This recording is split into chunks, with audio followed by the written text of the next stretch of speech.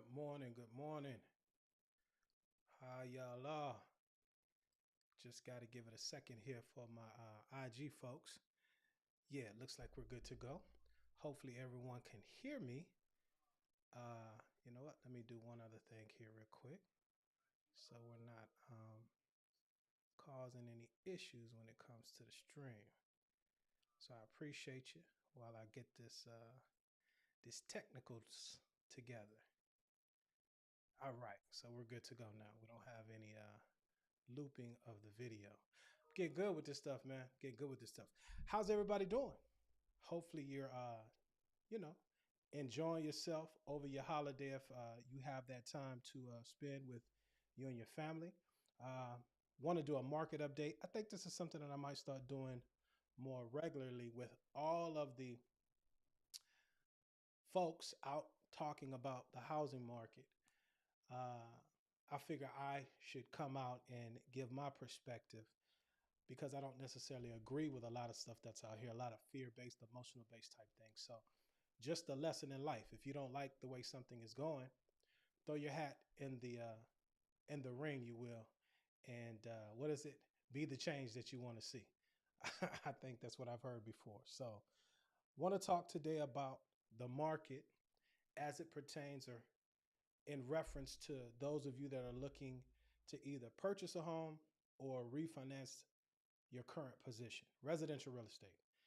And if you don't know, I'm going to keep it on a level in which most people will understand. Like myself, I'm a real simple person. So we're going to kiss it. We're going to keep it simple. But I'm going to start educating on some of these economic reports that come out on a weekly, monthly, quarterly basis and how those reports help those of us that are really in the business to help clients and things of that nature. Uh, give you guys a good idea as to what's going on so you have the most information for you to make the best decision for yourself. So, per what I have here on the screen, here we go. Got to get the right left together. Going to be talking about initial jobless claims and pending home sales.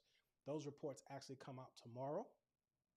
But these things are leading indicators of what the market is doing, right? You guys, give me a second here. I wonder why when I go live, I can't see myself live on IG. So for all my IG folks, I'm not ignoring you. I might have to jump back and forth in case you have any comments. But without further ado, let's get into it. Let's jump off with the initial jobless claims and the pending home sale so I can make that point. So what you want to do if you're someone that wants to keep up with this type of information, there's a ton of sources online. When you really want to go to the source, the U.S. Bureau of Statistics, Federal Reserve, Fed data, and things of that nature. But you have whole industries that take the information and digest it and regurgitate what their thoughts are, right? So this Market Watch is just a regular website, something that you guys should be able to have access to. But what I would advise you or admonish you to do, just so you're abreast of what's going on, is the weekly major U.S. economic reports and the Fed speakers, right? Jerome Powell, everybody talks about the Fed. So this will give you a weekly snapshot of what's going on as far as the reports are concerned. So as you can see, Wednesday, nothing really popping today. It's really, this week is a layup. Folks are holidaying and things of that nature. But tomorrow, initial jobless claims, as well as pending home sales, really good leading indicators as to where interest rates are going, because that's what most people are um, care about, if you will, if you're looking to buy or refinance, right? So these two reports are very telling in that it represents what the Fed is trying to do with bringing down inflation. And just real quick, there's a lot of folks that have a lot of different definitions on inflation. Here's the deal. Inflation is nothing more than the Federal Reserve trying to control demand. They can't really control the supply side of things, but they can control demand by the ebbs and flows of money. Okay. And it doesn't look like here recently, they haven't had a major effect on unemployment. Because if you can control unemployment, i.e., cause things to get more expensive for an employer and things of that nature, as a result, have to lay people off, that in turn controls money. If you go back and listen to some of Jerome Powell's statements earlier this year, he said, hey, some folks, there's going to be casualties. Some folks are going to suffer from that, right? And so, again, initial jobless claims and pending home sales, great canaries in a coal mine as where things might be going. So let's look. Um, this is just regular Google searches, right? Or you tap into somebody like myself or whoever it is that you know, like, and trust to give you this information. But according to the U.S. Department of Labor, okay, the advanced figures for the seasonal adjusted initial claims for the week ending 12/16 was 205,000. And then this is a 2,000 claim increase from the previous week's revisited levels. One thing that you have to know about these reports and things of that nature, they're moving. So folks give information. You always want to look at the revised numbers, but again, it's talking about this right here, right? So the week ending the 16th was 205.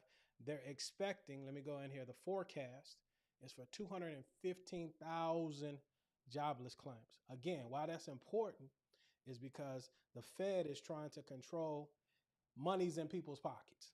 If you don't have a job, less money to spend, right?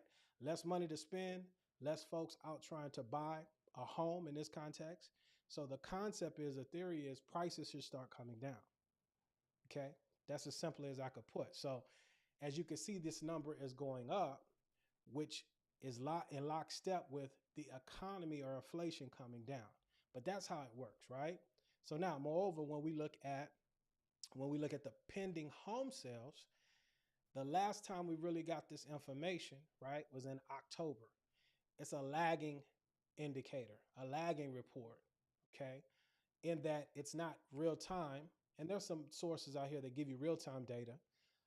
And be honest with you, with all this technology that we have now, I don't know why, we have to look at lagging data like this, because we should be able to get real time. But long and short, back in October, what was the deal? What was the narrative? Rates were higher, okay, and it was just up until the last Fed meeting where Chair Powell, Jerome Powell, came out and said, hey, we're going to halt the increasing of the Fed funds rate. And then the market is priced in, or rates have come down. Let me stop talking over trying to be too complicated. Just make it simple. So he says, hey, we don't see any more rate increases. We're going to pause.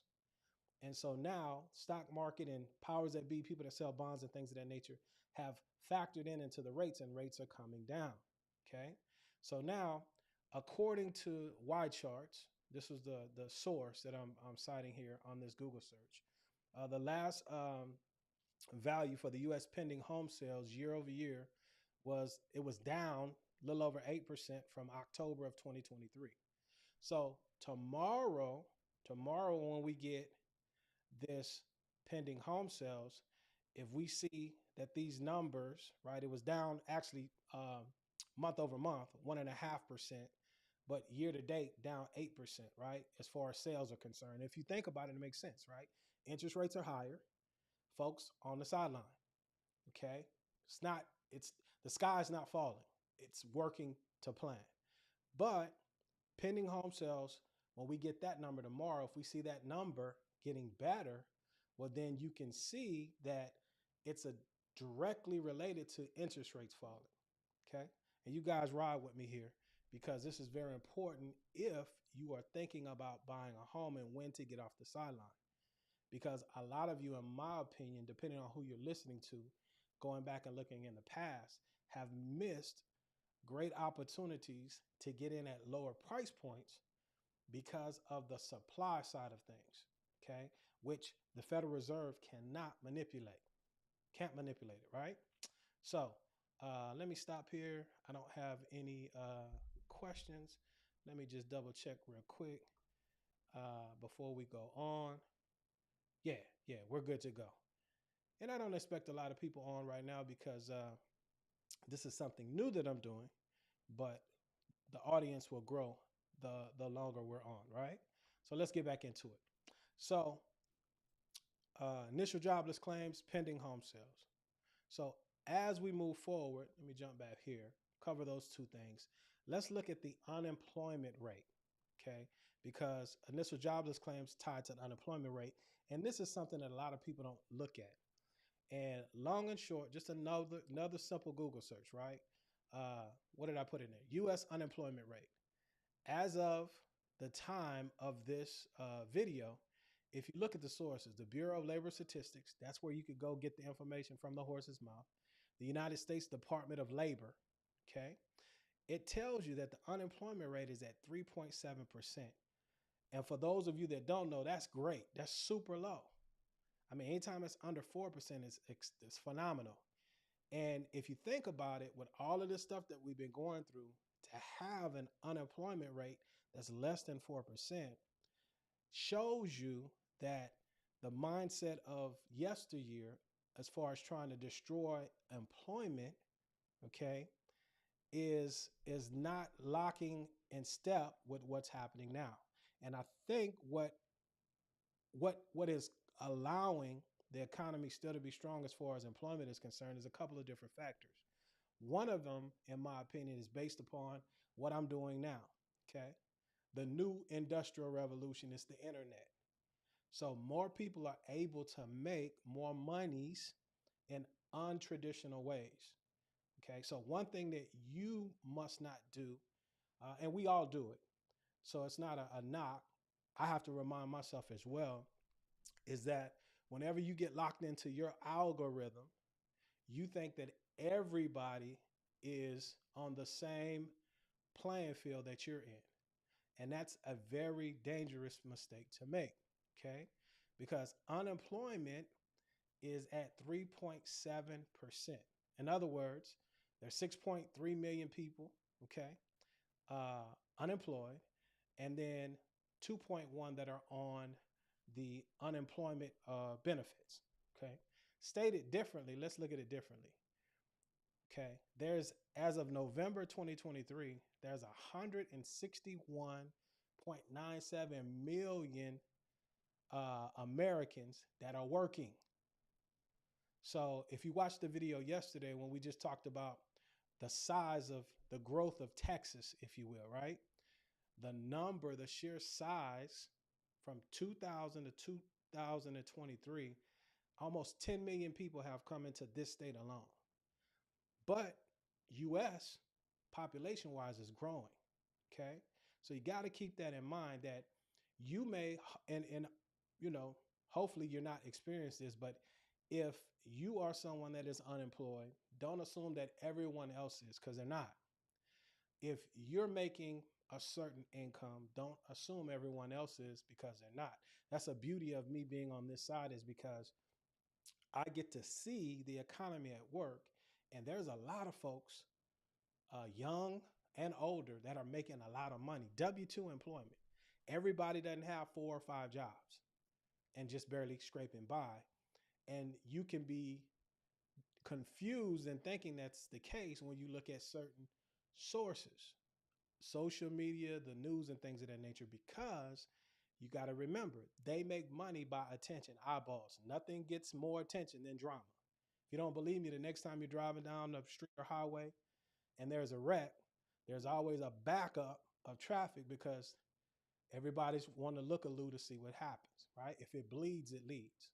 So point I'm trying to make with all of that is, hey, we got to look at the data. Got to look at the data. Okay. So unemployment is low. A lot of folks are working. Okay. So that's that story as we get ready to look at jobless, initial jobless claims, and the pending home sales. Okay. And then the unemployment rate.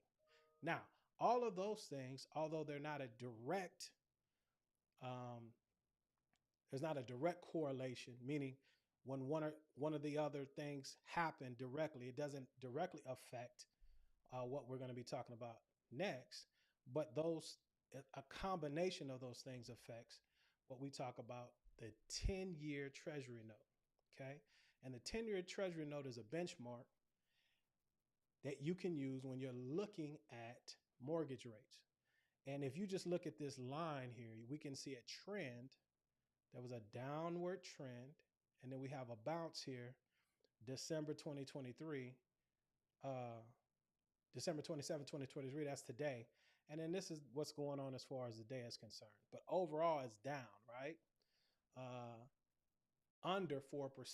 So anytime this U.S. Treasury note, the yield is under 4%, that's a good thing for mortgage rates, okay? Good thing for mortgage rates. So to recap, if we get the estimated jobless claims at 215 or higher, okay, that bodes well for inflation. Inflation is going to cool off because you got less people with monies, okay? Or if it's anywhere around here, you're good. And as long as this 10-year yield continues to go lower, the lower the better, interest rates should follow suit. Now, here's the deal. Not out of the woods yet. Folks are talking about recession. All of these things. What you need to know and understand is this. If you're looking to buy or refinance, what does your economy look like? What does your employment look like? Okay. And when you look at things in a micro in your economy, those are the metrics that you need to use to move forward. Again, don't get caught up in the algorithm and miss an opportunity. That's why it's very important, right, to partner with the right partner that understands these things, and you're able to lean on and say, hey, give me these scenarios and what does it look like, pardon me, because you always have to run the numbers. Okay. If you're someone that's out there that's wanting to get on the property ladder or move up or wherever you are on that continuum, reach out. Let's schedule a consultation so that we can look at your specific data points based upon your strategy, your plan, what it is that you're trying to accomplish. And then you are now empowered to make the best decision for you and your family. Hopefully that makes sense. So as we move forward, all of these numbers, in my opinion, okay, they tell a story. And as we get ready to turn the corner, what story is it telling? So as I look at this stuff and kind of sit back and digest, this is a great article, right? Harvard University Joint Centers for Housing Studies, okay? And this was published back in January of 2023, first of the year. But it bodes well to today, not till today, it bodes well today and for the foreseeable future, in my opinion. But the surge in household growth and what it suggests about the future of housing demand. And we'll link it in the description below, but this is what I want to point out to you. Let's read a little bit. It says, much of the acceleration in household growth was driven by a pickup in growth among millennials. I've done some videos on the channel. Go to the YouTube channel and subscribe. But I'm doing my own documentary series, if you will, or info series on why things happen. And we touched on the growth and birth rates, pardon me, going back to the 80s. Okay. Based upon who you listen to, let's see here. Yeah. The millennials, right? Or the different demographics. Gen Xers are 65 to 80. So they're anywhere between the youngest Gen Xers are 43, the oldest 58. The millennials, 81 to 96. So 27 to 42. Bottom line, in that cohort, there are millions of people. The millennial cohort is larger than the baby boomers. Okay? So those things are very important. And this is what people are missing, in my opinion. But not to belabor the point, let's look at the highlighted areas. It says the number of households headed by 25 to 34-year-olds grew by 300,000 per year in 2016 to 2021, up sharply from an average annual growth of 45,000 households between 2011 and 2016. So this is Gen X. These are millennials. So that is a huge, it's more than 260,000 additional households per year. Okay. Got to think about that. This is where the demand is coming from. That's the demand story. So, starting in 2016, you got a huge number of folks, although it's in the lower cohort range, but they are getting to an age where they're going to be able and wanting to form a household. You just leave one household and create another roof, either renting or buying. That's a huge number of people. Moreover, when we look at the 35 to 44-year-old range, it grew even more rapidly in that time frame by 400,000 per year in 2016 to 2021, after having declined by an average of 150,000 per year from 2011 to 2016, which was a swing of 550,000 households per year in overall household growth among this age group. So you got 2008, the housing debacle that happened in 2013. You have folks that had to, they may have lost a home or they couldn't get on the property ladder because of job uncertainty and things of that nature. And as a fun fact, as an aside, do some research. Go back and see what the unemployment rate was. You know what? Bump that. Let's do it now, right? Let me type it in. Give me a second. Unemployment rate between 2008 and 2013. Let's see what the old Googles come up with.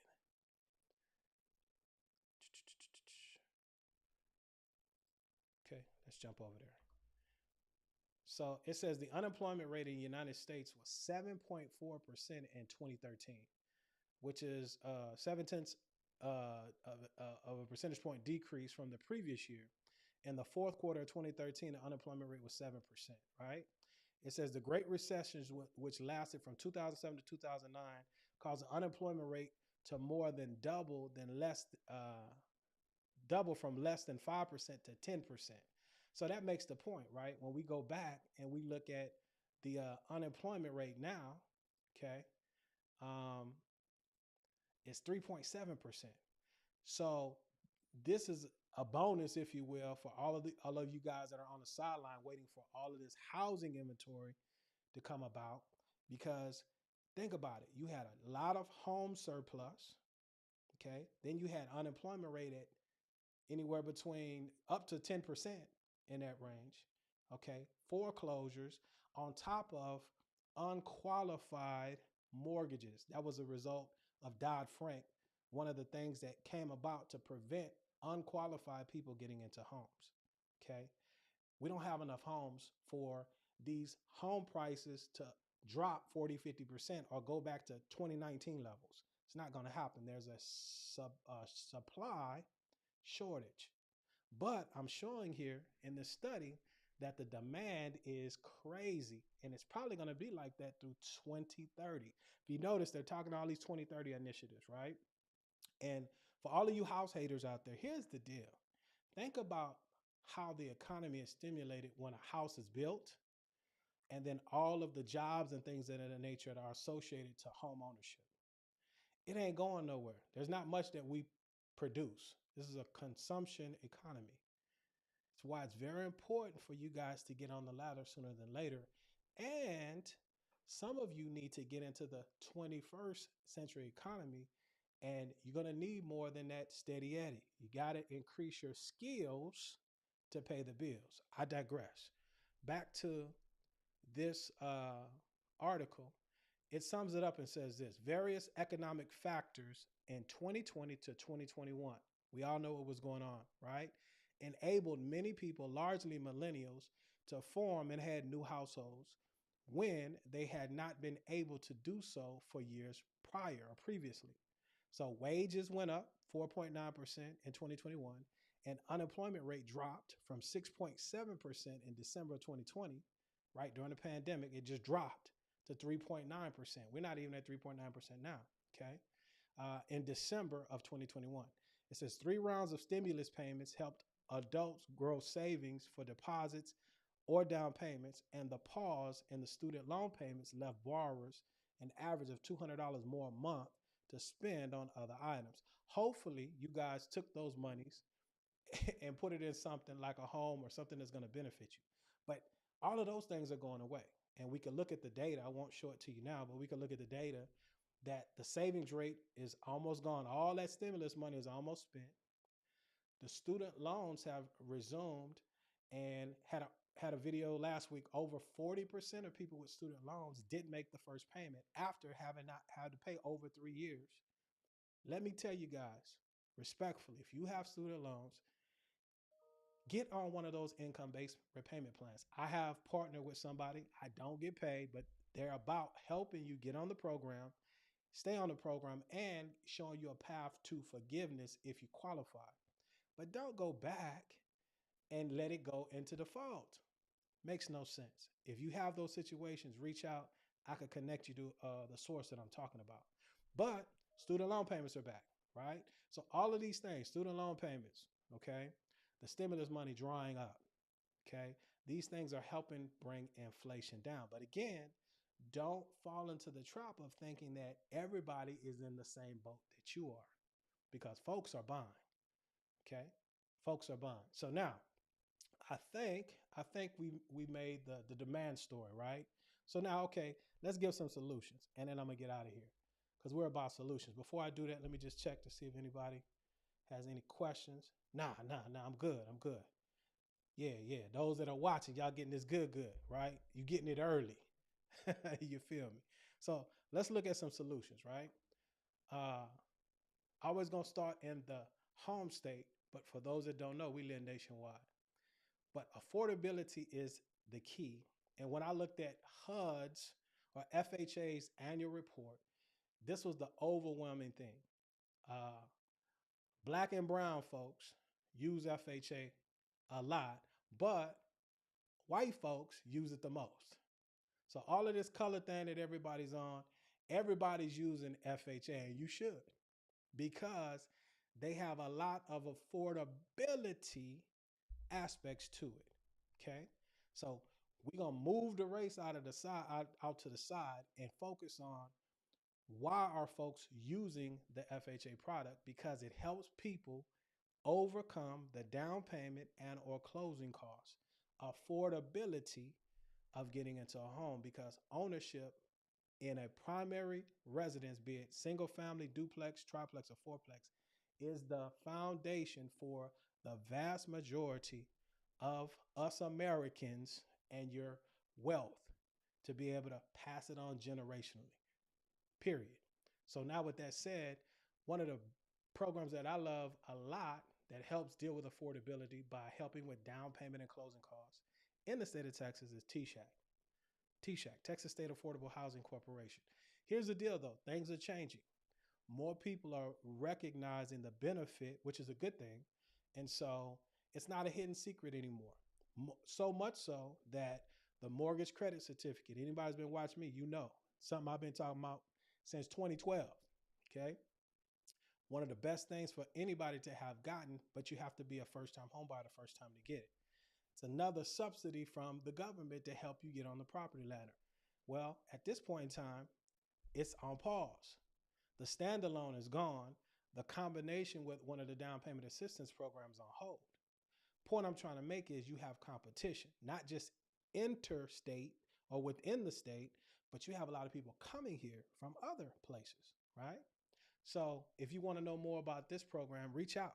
We would love to have a consultation with you to see if you're a fit, okay, to see if you can use OPM the proper way, and then really understand the cost that are associated, because nothing's free. And then you're able to make the decision. Moving forward, the State Housing Finance Agency, TSHAC, is a nonprofit, but the TDHCA, love that one as well, okay? Because they have options that help otherwise. The biggest difference between TSHAC and the TDHCA is TDHCA has some payback, repayable options that open up the opportunity for more people, okay? But also with them, okay, come J1, I'm noticing they're putting a cap on the back end ratio. Max debt to income ratio can't exceed 45%. So nothing stays the same. I'm talking to those of you that have been waiting for the housing market to crash since 2018. I've been talking to a lot of you guys. So you either are or you're not. And unfortunately, a lot of you guys can't anymore depending on where you are. You're gonna have to move around. Because in some of these areas, it's 500,000 and up. The median is 431,000. And it is what it is. It's just like that student loan thing. You could keep waiting, but how's that been going for you? If you're serious, you need to move forward, especially in this year that's coming up, because a lot of things are aligning again for you to get an opportunity to get on the property ladder, right? But TDHCA, great program. And then for my vets, love this one here.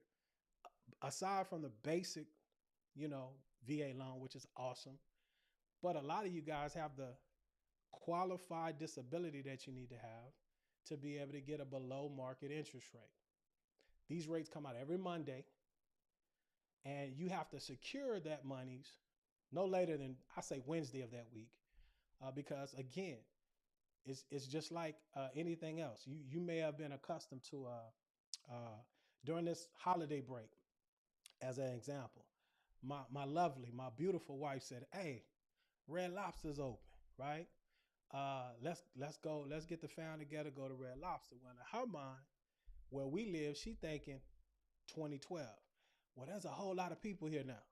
You see, and I'm like, baby girl, because you ladies, y'all always in the mirror. I'm like, girl, come on, let's go. We need to go about 12 to 2. We get there at 6. We gotta wait an hour and a half. And then because everybody else, you think you're the only one, everybody else had that idea too, or a lot of people did, then a lot of the food and stuff of that nature is running out, and so on and so forth. The moral of the story is quit waiting. We got the internet now. You got international people. I talk to folks from everywhere. I'm not capping here, and I'm not trying to give you a false sense of fear, but you have to move with urgency. So a lot of you guys back to Texas VA, Texas Veteran Land Board, right? Those are Texas centric type stuff. But again, we live nationwide, and I didn't like not being able to help my nationwide people, right? So here's the deal, man. This is the down payment assistance nationwide that I'm pumping. Why? There's a lot of different programs, but these two programs, One Plus, Purchase Plus, they help a lot of people. Here's the just One Plus, 350,000 or less, and you have to be at 80% or less of the area median income. That's what you need to understand. But 2% grant. So this is for folks that have some money. We work that 2% grant, and even in Texas, one of the states that have higher closing costs because of the taxes. We don't do income taxes, but property taxes. But you know what? I digress. That might be changing because, the great state of Texas, all the Texas homeowners decided, hey, we want to take some of that surplus that we have and put it towards the highest millage rate, the school rate, and long and short home owner exemption went from 40,000 to 100,000. So just for me personally, because I just paid my $8,000 tax bill, but it would have been $700 higher. You feel what I'm saying? So shout out to the state of Texas. Ownership has its benefits. Okay. But 350 or less, 2%, you have some monies, we could work that out to get you in, get on the property ladder, jump over to the Purchase Plus. Once again, both of these are nationwide as well as in Texas. Purchase Plus, if you remember, there were a couple of cities that were only able to get these monies. That has been opened up. Go to YouTube channel, got a video there, watch the video or reach out, because the key with this is this. You have to live in one of the qualified census tracts at the time of application. That's what qualifies you for the money. What money? Up to $5,250 free money, grant money, gratis. But you could buy anywhere. So you don't have to buy in the census tract. You have to live in the census tract at the time of application. And then from there, you can buy anywhere in these United States. Awesome, awesome, awesome. 620 middle credit score. There's no maximum loan amount. You can go up to $766,250 if you qualify. But because folks have waited back to that One Plus, up until the end of this year. It's going to go away starting J1, but you are able to get in and not have to pay any private mortgage insurance, any PMI. All these things deal with affordability.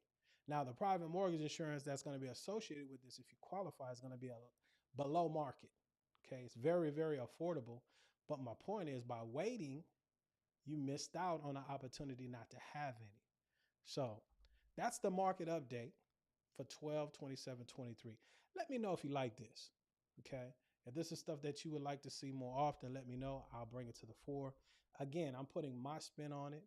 It's not a bunch of hype and hyperbole and a bunch of dopamine, okay, and drama. I'm, I want to present to you information that you can use to make an educated decision. So if you like that, let me know, and I appreciate it in advance. And I got to get back. I got to get back over here to my clients. So let me double check to see if anybody has said anything. Nope. Appreciate anybody that's gonna watch this later. And again, man, enjoy your family. Tomorrow's not promised. Today is all you got, but you got to plan like you're going to be here. So with that said, reach out. We love to have a conversation. And until the next time, peace. I'll holla.